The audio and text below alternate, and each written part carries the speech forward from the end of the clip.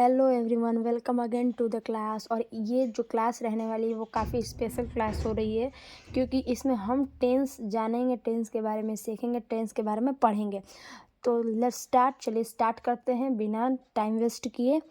तो first of all we have to know, हमको ये जानना है कि टेंस क्या है।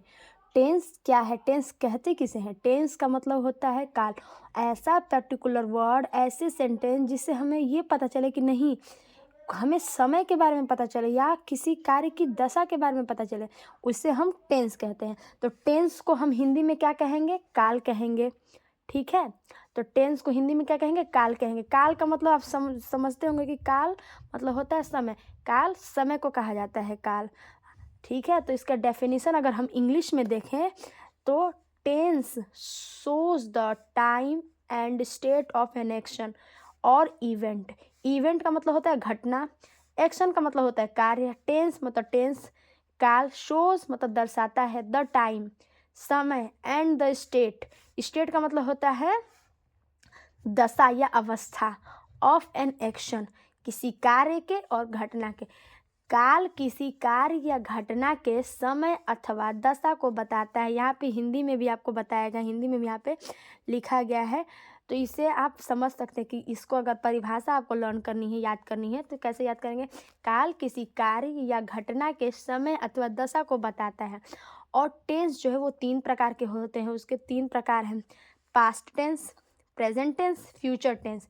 पास्ट का मतलब होता है भूतकाल, जो बीत चुका है, जो टाइम बीत चुका है उसे हम पास्ट टेंस कहेंगे, भूतकाल कहेंगे। प्रेजेंट टेंस यानी वर्तमान काल। वर्तमान मतलब आज के टाइम में जो प्रेजेंट में चल रहा है उसे वर्तमान काल कहेंगे।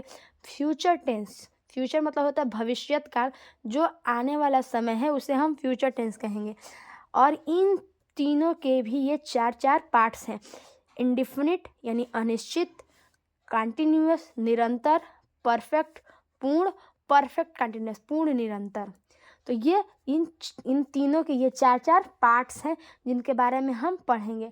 तो पहले इसके हम प्रकार देखते हैं। टेंस 3 प्रकार के होते हैं। पहला है ये आपका पास्ट टेंस, जिसे हम भूतकाल कहते हैं। इसको हिंदी में हम क्या कहेंगे? भूतकाल कहेंगे।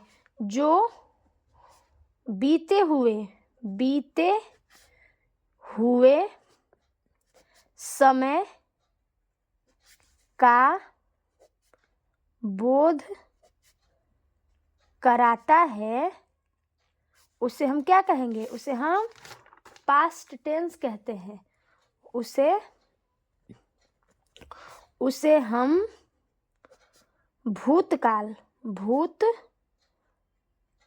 या इसको पास्ट टेंस कहते हैं। फिर जो सेकंड नंबर है, यहाँ पे हम दर्शा चुके हैं, जो सेकंड है वो है प्रेजेंट टेंस। सेकंड क्या है? Second one is present tense. Second क्या है आपका? Present tense. प्रेजेंट टेंस का मतलब क्या होता है? वर्तमान काल। प्रेजेंट टेंस मतलब होता है वर्तमान काल, जो वर्तमान के समय का बोध कराते हैं। इसकी डेफिनेशन, इसका परिभाषा कैसे लिखेंगे? जो वर्तमान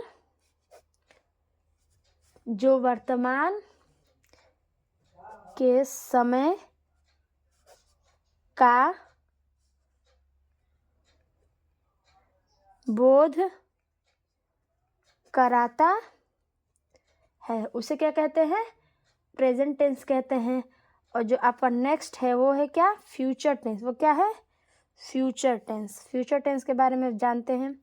फ्यूचर टेंस की परिभाषा FUTURE, future tense, TENSE tense. Future tense मतलब होता है भविष्यत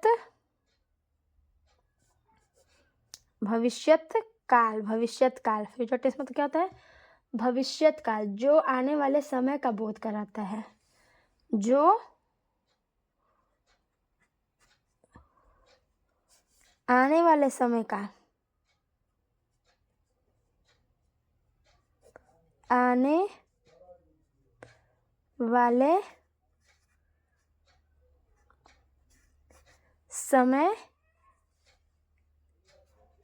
का बोध कराता है, जो आने वाले समय का बोध कराता है उसे क्या कहते हैं? फ्यूचर टेंस कहते हैं। ठीक है। और ये जो 3 टेंस है, past tense, present tense, future tense, इन तीनों टेंसों के 4 क्या है? उपभाग हैं। 4 और भी सब पार्ट्स हैं। तो दे आर, हम पहले डिस्कस कर, they are indefinite, continuous, perfect, perfect continuous. इन तीनों के ये फिर से 4 बेटे हैं। देखिए, टेंस के 3 बेटे, पास्ट, प्रेजेंट, फ्यूचर, और इन तीनों के भी 4 बेटे हैं। पास्ट के भी 4 बेटे हैं, प्रेजेंट के भी 4 बेटे हैं, और फ्यूचर के भी 4 बेटे हैं। तो इस तरह तरीके से आप समझेंगे तो आपको समझना काफ़ी आसान हो जाएगा कि नहीं ये क्या है। तो चलिए अब हम इनके सभी के पार्ट्स के बारे में, जो ये 4 पार्ट्स हैं, उनके बारे में बात करते हैं। ठीक है। तो पहले हम यहाँ पे जैसे कि हमने दिखा रखा इंडिफिनिट के बारे में पहले बात करेंगे। इंडिफिनिट टेंस क्या है? पहले indefinite, INDEFINIT, indefinite tense. Indefinite tense आखिर क्या है? इसको हिंदी में हम बोलते हैं अनिश्चित काल। अनिश्चित मतलब समझ रहे होंगे आप इसको। अनिश्चित मतलब जिसका कोई भी निश्चित नहीं हो कि क्या, मतलब इसका कोई निश्चित टाइम ना हो, अनिश्चित काल। इसका अगर परिभाषा देखें तो देखिए कैसे, जिसकी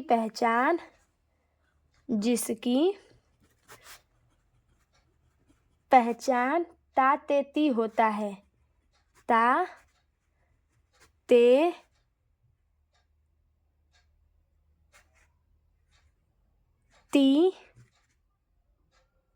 तातेती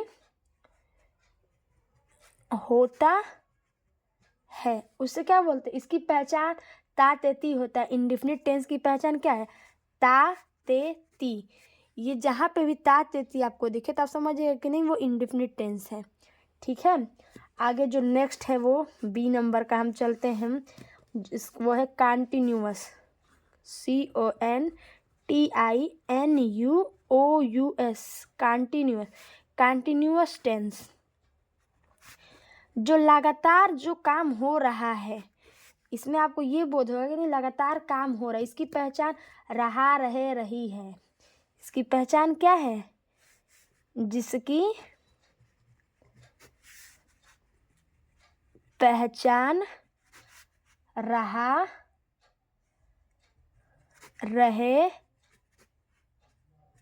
रही होता है, ये इसकी पहचान है। देन नेक्स्ट क्या है आपका? परफेक्ट। नेक्स्ट क्या है? Perfect, PERFECT, perfect tense.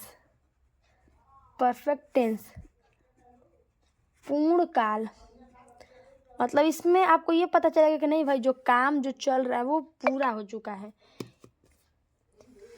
जिसकी पहचान चुकी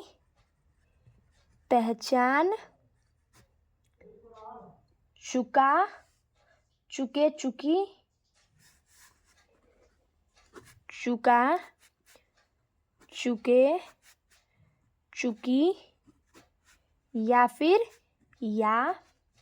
ये है, होता है। आप लोग चिंता ना करें, इसके बारे में हम डिटेल में पढ़ेंगे। ये बस मैं आपको इसकी पहचान बता रही हूँ कि नहीं इसकी पहचान क्या है। अब जो लास्ट है वो डी नंबर का, वो है perfect continuous, PERFECT, perfect CONTINUOUS, continuous. Perfect continuous होता है पूर्ण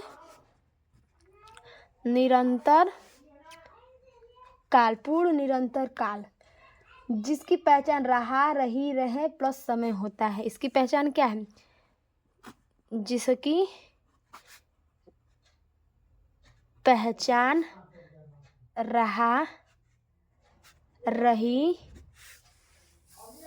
रहा रही रहे रहे प्लस समय, इसमें समय भी होता है, समय भी दर्शाया जाता है, समय होता है।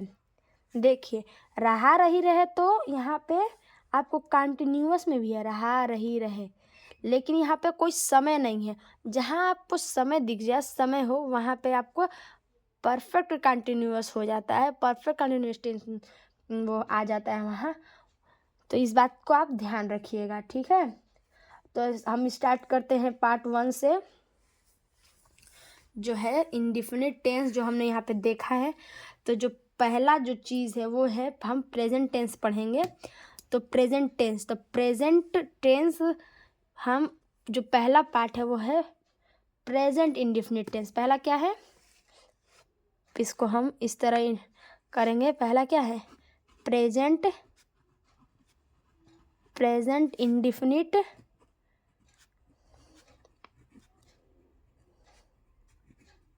Present indefinite tense. Present indefinite tense, present indefinite tense क्या है, अनिश्चित वर्तमान काल। इसको हिंदी में क्या कहेंगे, अनिश्चित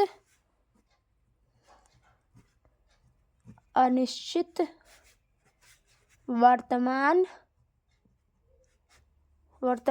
काल। अनिश्चित वर्तमान काल, इसको हिंदी में क्या कहेंगे, अनिश्चित वर्तमान काल, प्रेजेंट टेंस। इसके बारे में पढ़ेंगे, इसकी पहचान। पहले हम इसकी पहचान देखेंगे कि नहीं, इसकी पहचान क्या है।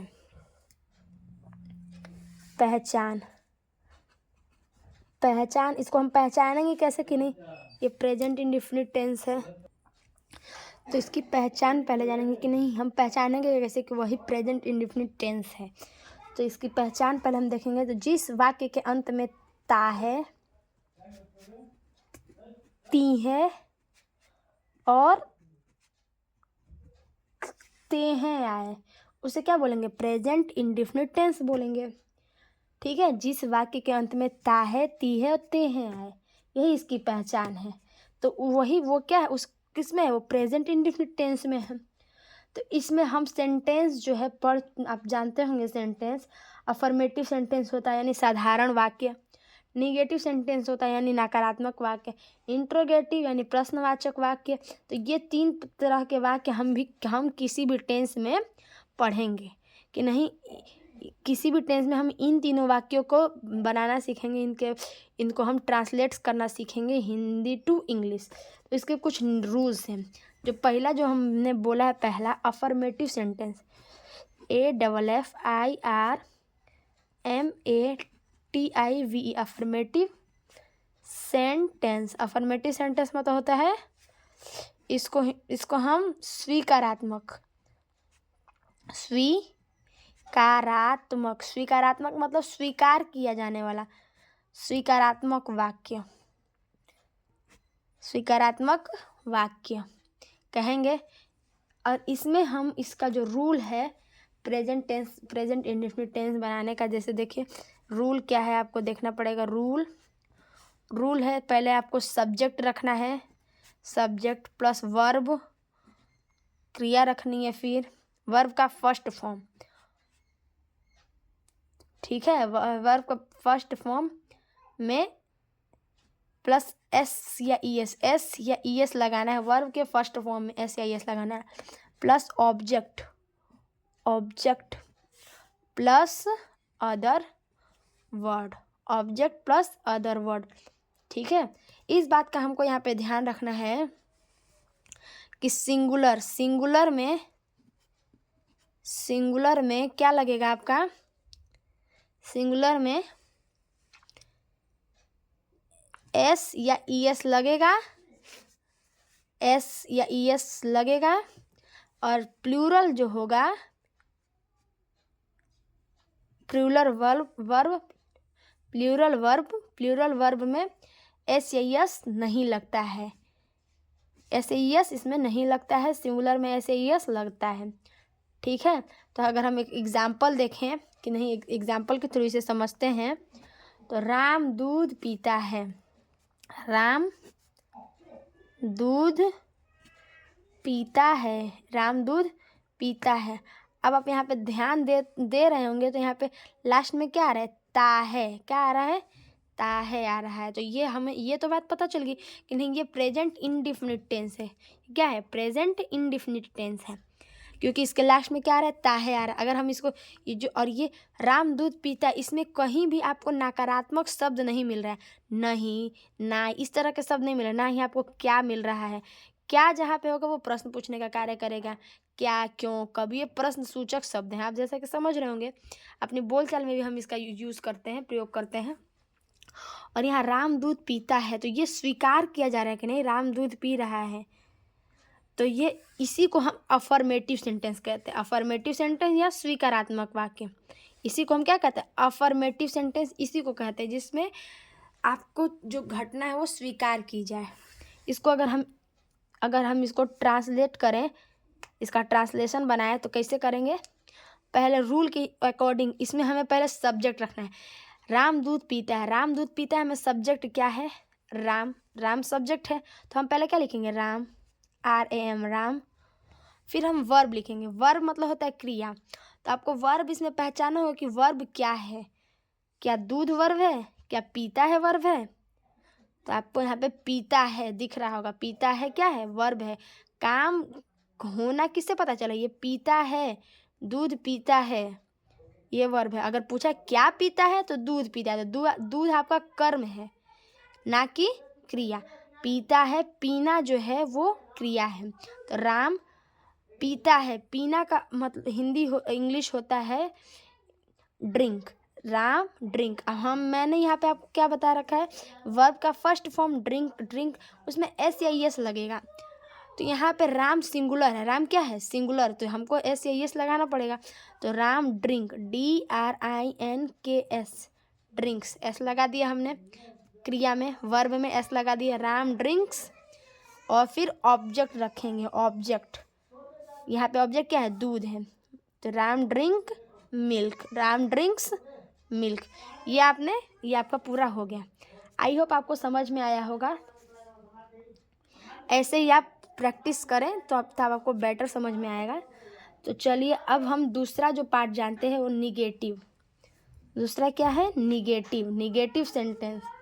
निगेटिव सेंटेंस को हम कैसे बनाएंगे, NEGATIVE, negative sentence. Negative sentence का मतलब होता है नकारात्मक, नकारात्मक वाक्य। इसको इंग्लिश में हिंदी में नकारात्मक वाक्य बोलते हैं निगेटिव को। तो इसका नियम क्या है, निगेटिव सेंटेंस बनाने का रूल क्या है, इसका रूल क्या है, रूल क्या है इसका, देखिए चलिए देखते हैं। सब्जेक्ट, पहले हम लोग को कोई भी सेंटेंस हम स्टार्ट करते हैं नकारात्मक या स्वीकारात्मक, तो हमें पहले सब्जेक्ट रखना है। क्या रखना है, सब्जेक्ट, सब्जेक्ट। और इसमें निगेटिव में आपको डू डज लगाना पड़ेगा, do does plus not plus verb का first form plus object plus other word. ये इसका सीक्वेंस है, रूल का सीक्वेंस है, ये है, ठीक है। इसी के ऐसे ही हम निगेटिव सेंटेंस बनाएंगे प्रेजेंट इंडेफिनिट टेंस में। तो चलिए इसको एक एग्जाम्पल के थ्रू समझते हैं, एग्जाम्पल से आप लोग को बेहतर समझ में आएगा। एग्जाम्पल, तो ये यहाँ पे है एग्जाम्पल में, आप देखिए, वे लोग तुम्हें नहीं बुलाती है, वे लोग तुम्हें नहीं बुलाती हैं, वे लोग तुम्हें नहीं बुलाती। अगर हम इसको चेंज करेंगे तो मैंने आपको पहले रूल बता रखा है कि पहले हमको क्या लिखना है, पहले हम सब्जेक्ट लिखेंगे। और ये पूरे वाक्य में, पूरे सेंटेंस में we have to find subject, हमें सब्जेक्ट को ढूंढना पड़ेगा कि नहीं सब्जेक्ट क्या है। सब्जेक्ट किसे कहते हैं, कार्य करने वाले को सब्जेक्ट कहते हैं। वाक्य में जो कार्य करने वाला होता है उसे सब्जेक्ट कहते हैं। तो कार्य कौन कर रहा है, बुलाने का काम कौन कर रहा है, वे लोग। बुलाने का काम कौन कर रहा है? वे लोग। तो यहाँ पे वे लोग क्या है? वे लोग क्या है? यहाँ पे वे लोग सब्जेक्ट हैं, तो हमें पहले इसी को रखना पड़ेगा। तो इसको हम इंग्लिश में दे होगा इसका। वे लोग को हम दे कहते हैं। दे, वे लोग तुम्हें बुलाती हैं। उसके बाद हम क्या लिखेंगे? रूल में क्या पढ़ा हमें? तुम्हें नहीं बुलाती हैं। हमें यहाँ पे डू डज का प्रयोग करना। डू डज क्या है? इंडेफिनिट टेंस में डू डज हेल्पिंग वर्ब है। क्या है ये? Helping verb. हेल्पिंग वर्ब क्या है? Helping verb do does. Do does helping verb है इंडेफिनिट टेंस में। प्रेजेंट इंडेफिनिट टेंस में डू डज क्या है? हेल्पिंग वर्ब, सहायक क्रिया है। जहाँ क्रिया ना हो वहाँ हम सहायक क्रिया की हेल्प लेते हैं। ठीक है, यहाँ पे क्रिया तो है बुलाना, लेकिन यहाँ पे नकारात्मक में हम सहायक क्रिया की सहायता लेते हैं। दे, अब दे क्या है? अब देखिए, दे है, एक होता है सिंगुलर नाउन, एक होता है प्लूरल नाउन। प्लूरल, तो दे है प्लूरल। सिंगुलर के साथ हम डज का प्रयोग करते हैं और प्लूरल के साथ डू का प्रयोग करते हैं। सिंगुलर के साथ क्या प्रयोग करेंगे? डज का। प्लूरल के साथ डू का प्रयोग करेंगे। तो यहाँ पे दे क्या है? दे है आपका प्लूरल, तो हम दे प्लूरल है तो दे के साथ आगे क्या लगेंगे? डू लगेंगे। दे डू, फिर हम नॉट लिखेंगे क्योंकि यहाँ पे नहीं है, हम निगेटिव सेंटेंस बना रहे। दे डू नॉट, फिर वर्ब का first form they do not call, फिर हम यहाँ पे ऑब्जेक्ट लिखेंगे। They do not call you. तो ये आपका पूरा टेंस बन गया है। They do not call you, वे लोग तुम्हें नहीं बुलाती हैं। ठीक है, आई होप आप लोग को समझ में आया होगा। अगर आप लोग को कुछ ना समझ में आया तो आप कमेंट जरूर करें। अब हम आगे बढ़ते हैं। आगे जो है वो है इंट्रोगेटिव सेंटेंस। आगे क्या है आपका? Interrogative sentence.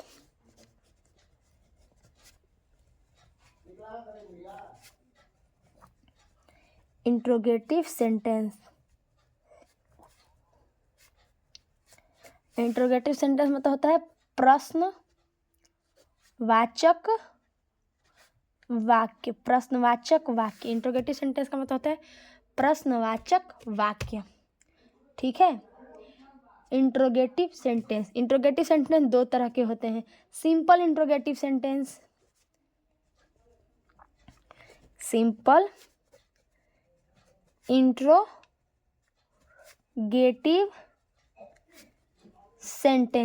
इंट्रोगेटिव सेंटेंस, और दूसरा जो है वो है double interrogative sentence. Interrogative sentence, पहले हमें ये जाना इंट्रोगेटिव सेंटेंस कहते किसे हैं। इंट्रोगेटिव सेंटेंस प्रश्नवाचक वाक्य, वह वाक्य जिससे प्रश्न पूछने का बोध हो। इसमें हम क्या, क्यों, कब, इस तरह के शब्द आपको देखने को मिलेंगे, वही इंट्रोगेटिव सेंटेंस। जैसे तुम क्या कर रहे हो, तुम क्या कर रही हो, सवाल पूछा जा रहा है, प्रश्न पूछा जा रहा है कि नहीं, तुम क्या कर रहे हो, तो इसमें क्या आ रहा है, तो ये क्या आपका इंट्रोगेटिव सेंटेंस है। जो क्या है वो इंट्रोगेटिव वर्ड है, यानी प्रश्न सूचक शब्द है।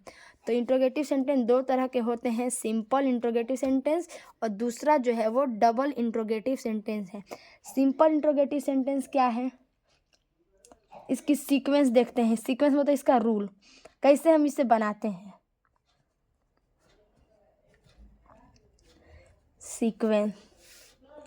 सीक्वेंस इसका क्या है? पहले सिंपल इंट्रोगेटिव सेंटेंस वो सेंटेंस है जिसमें क्या प्रश्न सूचक जो शब्द है, क्या, क्यों, कब, वो वाक्य के पहले आए। जिसमें क्या वाक्य के सबसे पहले आ जाए वही सिंपल इंट्रोगेटिव सेंटेंस है। तो इसका रूल क्या है? पहले हम डू या डज लिखेंगे, देखेंगे कर्ता के हिसाब से। कर्ता सिंगुलर होगा तो डज लगाएंगे, कर्ता प्लूरल होगा तो डू लगाएंगे। फिर हम सब्जेक्ट लिखेंगे, जिस कर्ता के अकॉर्डिंग हमने ये लगाया है वो उसको लिखेंगे, सब्जेक्ट लिखेंगे। फिर हम वर्ब यानी क्रिया लिखेंगे, वर्ब का फर्स्ट फॉर्म, प्लस हम ऑब्जेक्ट लिखेंगे, ऑब्जेक्ट माने कर्म, फिर अदर वर्ड, फिर लास्ट में हम इस तरह का जो क्वेश्चन मार्क है, प्रश्नवाचक चिन्ह है, हम इसे लगाना नहीं भूलेंगे। ये लगाना इसमें कंपलसरी है इस तरह के सेंटेंस में। चलिए एग्जाम्पल के थ्रू हम इसे और भी अच्छे से समझते हैं।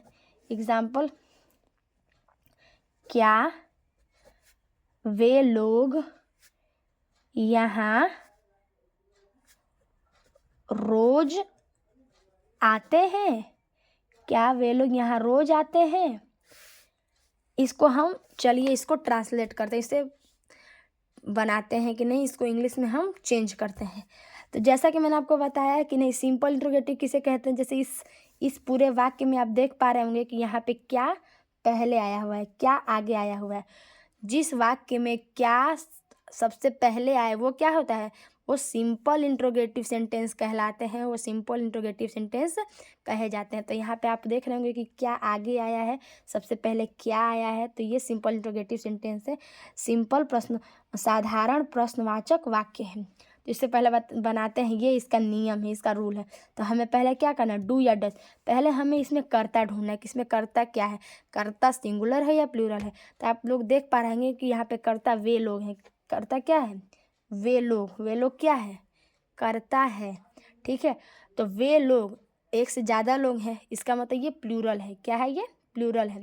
तो प्लूरल में हम क्या लगाएंगे, प्लूरल के लिए हम डू का यूज़ करते हैं। प्लूरल के लिए क्या यूज़ करते हैं, डू का, और सिंगुलर के लिए डज का यूज़ करते हैं। ठीक है, तो यहाँ पे हम सबसे पहले डू या डज का प्रयोग करेंगे। तो वे लोग, दे प्लूरल है, तो हम पहले यहाँ पे डू लिखेंगे। ठीक है, डू डू। उसके बाद हम यहाँ पे फिर क्या लिखेंगे, सब्जेक्ट।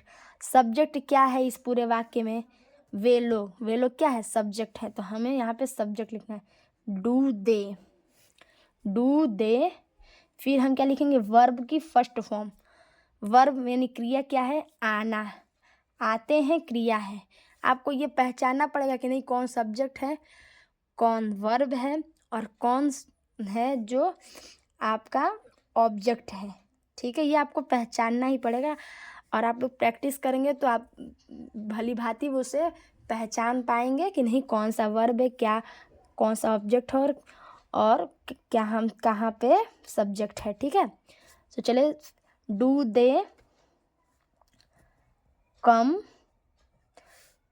डू दे कम। और फिर ये यहाँ क्या है, यहाँ है आपका other word, here. Do they come here, रोज, डेली।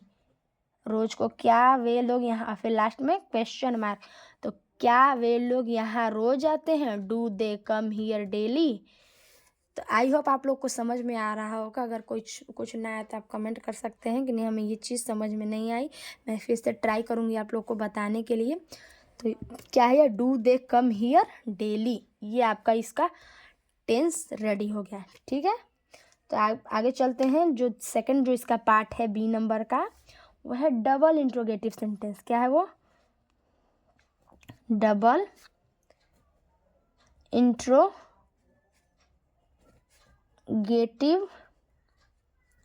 Double interrogative sentence.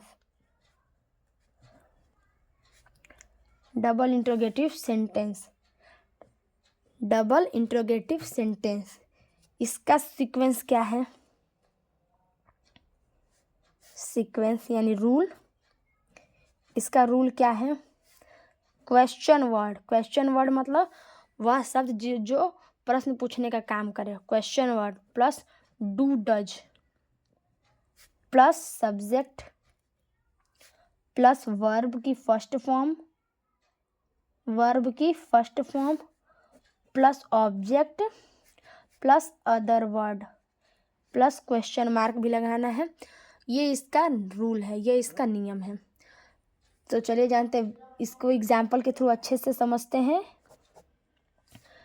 वे लोग यहाँ रोज क्यों आते हैं, वे लोग यहाँ रोज क्यों आते हैं।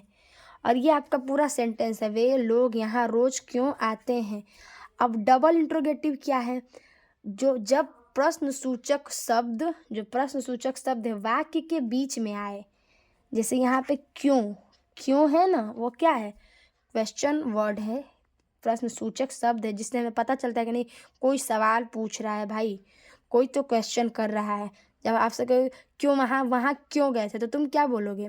तुम उसको आंसर दोगे। इससे आपको पता चल रहा है कि नहीं, कोई क्वेश्चन कर रहा है, कोई सवाल पूछ रहा है। तो वे लोग यहाँ रोज क्यों आते हैं? तो जो ये क्यों है, जब क्वेश्चन वर्ड प्रश्नसूचक शब्द वाक्य के बीच में आए, सेंटेंस के बीच में आए, ये पहले नहीं आया है कि जिस तरह यहाँ पे दिख रहा था आप लोग को, क्या वे लोग यहाँ रोज आते हैं, यहाँ पे क्या सबसे पहले आ गया है? यहाँ पे जो क्यों है वो वाक्य के बीच में आया है, तब उसे डबल इंट्रोगेटिव कहते हैं। तब उसे क्या कहते हैं? Double interrogative.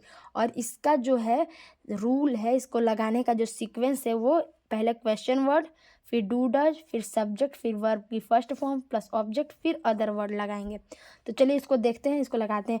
तो यहाँ पे रूल में क्या है? पहले क्वेश्चन वर्ड हमें लिखना है, और हमने क्वेश्चन वर्ड ढूंढ निकाला है। इसमें इस पूरे वाक्य में हमने क्वेश्चन वर्ड ढूंढ लिया है कि वो क्यों है।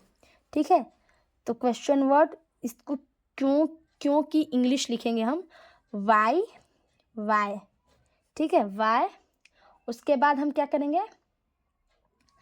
फिर हम डू या डज का यूज़ करेंगे। डू डज किसके अकॉर्डिंग हम यूज़ करते हैं? सब्जेक्ट के अनुसार, कि सब्जेक्ट सिंगुलर है या प्लूरल है। तो सब्जेक्ट यहाँ पे देख रहे होंगे वे लोग क्या है? ये प्लूरल है। वे लोग क्या है? प्लूरल है। सॉरी, वे लोग क्या है? प्लूरल है। तो वाई, अब हम जानते हैं कि नहीं, सिंगुलर प्लूरल के लिए डू लगता है, सिंगुलर के लिए डज लगता है। तो वे लोग क्या है? प्लूरल है, तो यहाँ पे हम लगाएंगे डू, वाई डू। फिर यहाँ पे फिर सब्जेक्ट, इसमें सब्जेक्ट क्या है? दे। वे लोग ही तो सब्जेक्ट है भाई, वाई डू दे। फिर हम क्या लिखेंगे यहाँ पे? वर्ब की फर्स्ट फॉर्म। तो वर्ब क्या है? आना क्या है? वर्ब है। तो इसकी फर्स्ट फॉर्म लिखेंगे why do they come, why do they come. फिर यहाँ की इंग्लिश लिखेंगे हियर डेली, रोज मतलब डेली। तो ये क्वेश्चन मार्क, ये बन गया Y do they come here daily. यही आपका क्या है? हमने इस रूल के अकॉर्डिंग हमने इसको ट्रांसफॉर्म कर दिया, इसको ट्रांसलेट कर दिया, रूल के अकॉर्डिंग से ट्रांसलेट कर दिया। तो ये आपकी टेंस बन गई, why do they come here daily. वे लोग यहाँ रोज क्यों आते हैं। अब अभी आपको एक बहुत ही ज़रूरी बात जो है नोट करानी है, नोट करके आप यहाँ पे लिख लीजिए कि वो क्या है। यदि कर्ता मतलब सब्जेक्ट, यदि सब्जेक्ट कर्ता जो है ही हो, शी हो, इट हो, या सिंगुलर नाउन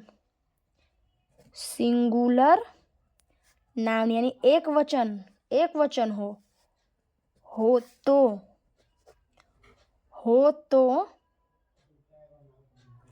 क्रिया के साथ, यानी वर्ब के साथ हम क्या लगाते हैं? एस या ईएस लगाते हैं, जैसे मैंने आपको बता रखा है ऊपर। लेकिन मैं इसको आपको नोट करवा रही हूँ ताकि आप कभी भूले नहीं और ये आपको अच्छे से समझ में आए। यदि कर्ता सब्जेक्ट ही, सी, इट या सिंगुलर नाउन हो तो वर्ब के साथ एस या ईएस लगाते हैं, लगा देते हैं।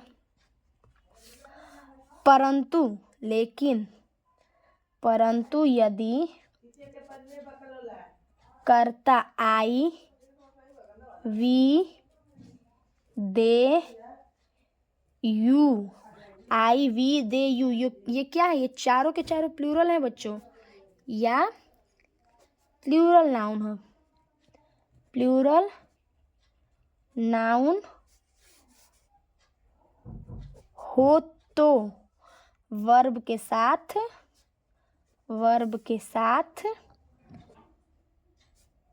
एस या ईएस का प्रयोग नहीं करते हैं। तो आई होप आप लोग को ये समझ में आया होगा। हमने आज प्रेजेंट टेंस पूरा ख़त्म कर लिया है। Present indefinite tense, sorry present tense नहीं, प्रेजेंट इंडेफिनिट टेंस हमने पूरा ख़त्म कर लिया है। तो आई होप आप लोग को ये समझ में आया होगा। अगर आप लोग को कुछ डाउट है तो आप ज़रूर कमेंट करें, मैं उसे ज़रूर सॉल्व करने की कोशिश करूँगी। तो और क्लास कैसी लगी ज़रूर बताएं, लाइक सब्सक्राइब और कमेंट करें। Thank you.